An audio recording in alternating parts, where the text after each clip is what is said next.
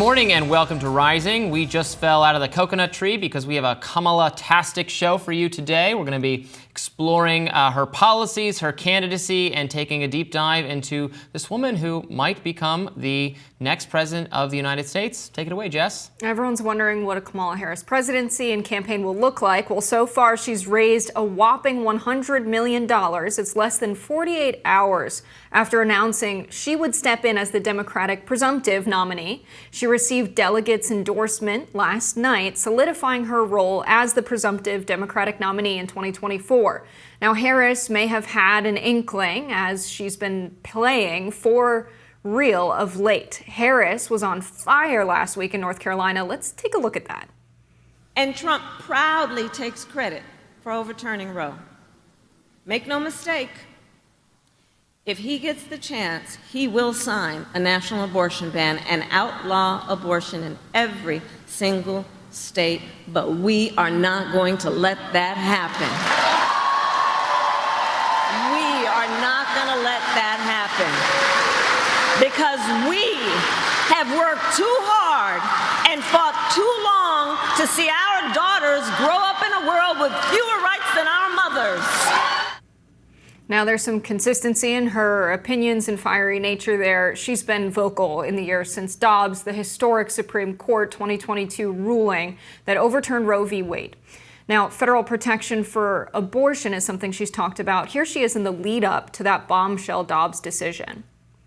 Those Republican leaders who are trying to weaponize the use of the law against women, well, we say, how dare they?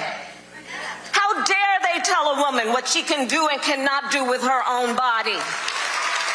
How dare they? How dare they try to stop her from determining her own future? How dare they try to deny women their rights and their freedoms? Fast forward 2 years, Harris has made abortion access and women's health a cornerstone of her vice presidency. Here she is in the beginning of July. The majority of black women in America live in the South.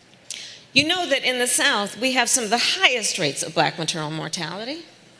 In the South, except for the state of Virginia, every state has an abortion ban. And what I find hypocrisy upon hypocrisy by some of these extremists is the same ones saying they're passing these abortion bans because they care about women and children have been completely silent on the issue of black maternal mortality.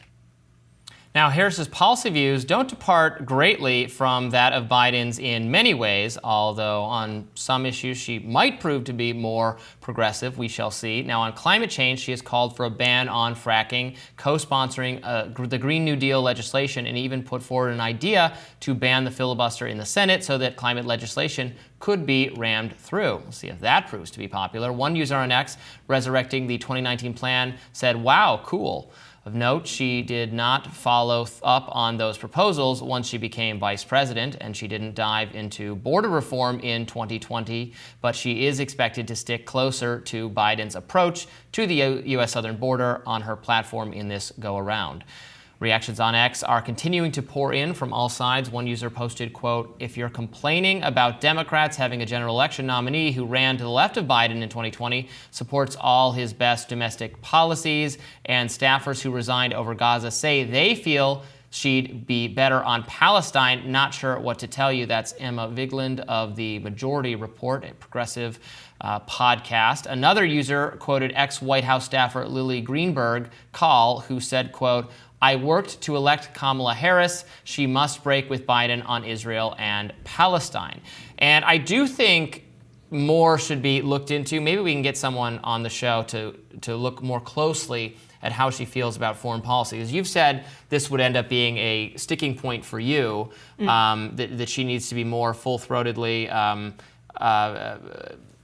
on the side of Gaza or concerned about what Israel's doing in Gaza. My prediction is that she will prove to be even less progressive than Joe Biden. She's taken a lot of AIPAC. Specifically on foreign policy. Yeah, she's taken a lot of AIPAC money in her time in public office, and I think that we could see her take a position that is more progressive than Joe Biden because of what the staffers who are very close to her, who resigned over Gaza, have said. They said that they do believe she would be more progressive than Biden on Gaza. But what we've seen is that she's willing to meet with Bibi Netanyahu in private, but refused to preside over the meeting in Congress. So is that what we're going to get? Are we going to get a Kamala Harris presidency where it's similar to Joe Biden in the respect that publicly she says more progressive things about Gaza? She says we need a ceasefire. She says X, Y, and Z. And then in private, she's supporting Israel. She's pro-Israel. She's not about dismantling the apartheid state. She's not about having the freedom of movement or independence of Palestine post-war. Those are the things that a lot of progressives are looking at and are waiting to hear from, and probably aren't making a decision until they do. Yeah, I think she's in a little bit of a honeymoon period right now.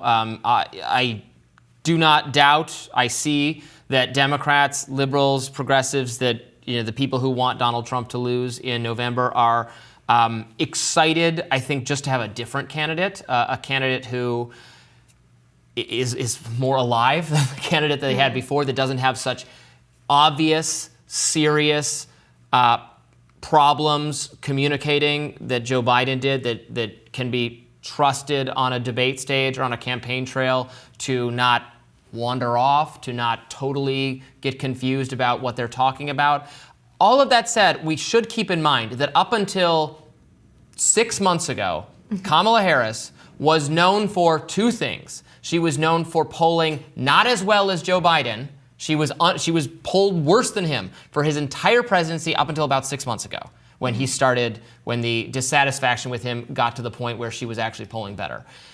That, and for, again, up until just very recently, the thing she was known for was being not so great at communicating clearly, being vague in her statements, saying things that were almost tautological or unclear, unburdened by what's been, time passing, blah blah blah, like things that people make fun of that aren't so shocking as Joe Biden's cognitive failings as of late.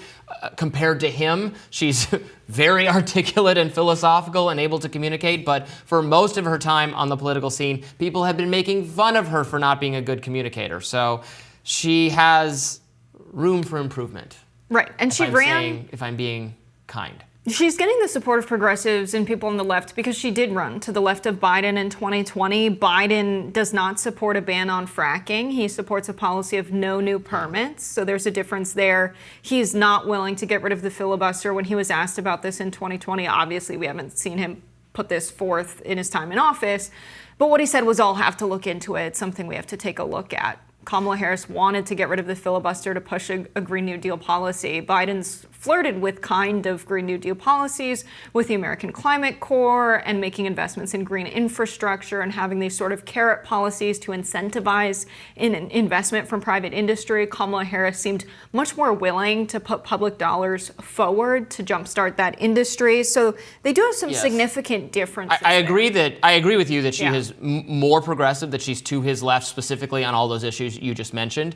However, I think the problem for her is that those are not necessarily issues that are going to make her more popular in the states that she needs to win. I actually think Biden's political instincts on a lot of those issues, set aside the merits of whether you think they're a good idea or not, most of those things I do not think are a good idea, or I certainly don't think publicly subsidizing them are a good idea. It's fine if we take that direction as these technologies become better, more affordable, for everyday Americans. I don't think adopting those policies are going to help her with voters in Pennsylvania, for instance, the must-win state. So if she's going to have those policies, if she's going to continue talking about them, she's going to want to pair herself with a more moderate-seeming VP in the least bit. And that speaks to the fact that she had only, she's from California. She ran on policies that will be, it's popular in California, all the things you're talking about, for sure. But this election comes down to the Midwest, and so have the last two elections. That's now where, it won't always be this way, but right now that's where our elections are decided, given the makeup of the country, given that those are heavily populated states that are closely, evenly split between Republicans and Democrats. So that's where the election will be decided, and I don't know if her deviations from Biden are actually well tailored to help her there. Now, in a six-way race, this Quinnipiac poll just came out over the last few days. It's got a margin of error of over 4%, and, the margin between Trump and Harris is within that. They didn't break this down by swing states or anything of that nature, not really looking at the demographics that, as you just said, will determine this race. They did look at 18 to 34, and now this is getting posted everywhere because it shows Trump at 58% and Harris at 39% in voters 18 to 34.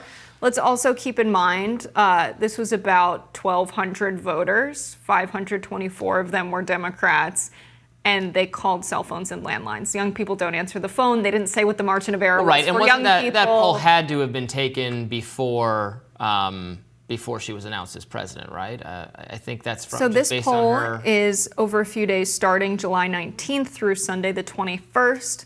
Well, what? So this it is was- recent. Well, yeah, but not but she- since the Coconut Army rejoiced. Well, and not since she was announced. You said this was taken up until the 20th. Well, he announced he was getting out on the 21st. I know. So yeah. there was a lot of So we need- anticipation, but we don't really know. if these We young need time. people still believe She's this. she's being reintroduced on the national scene. We need at least a couple days for people to process how they really feel about her. Now, at the end of the day, would I be shocked? Would I be surprised at all if Donald Trump is more popular with, younger people than she? I'd be a little surprised if overall he's more popular than she is with young people. But if her popularity with young people or with black people is not quite living up to Democratic elites' expectations, it will not surprise me at all because, as I keep saying, she's an untested commodity. So we don't know. We'll find out.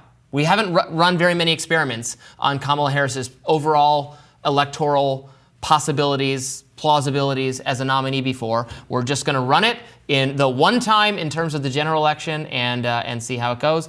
I think Democrats might come to regret that, but who knows? And everyone wants to know. So here at Rising, we're going to keep our finger on the pulse for you and let you know what we know. More Rising after this.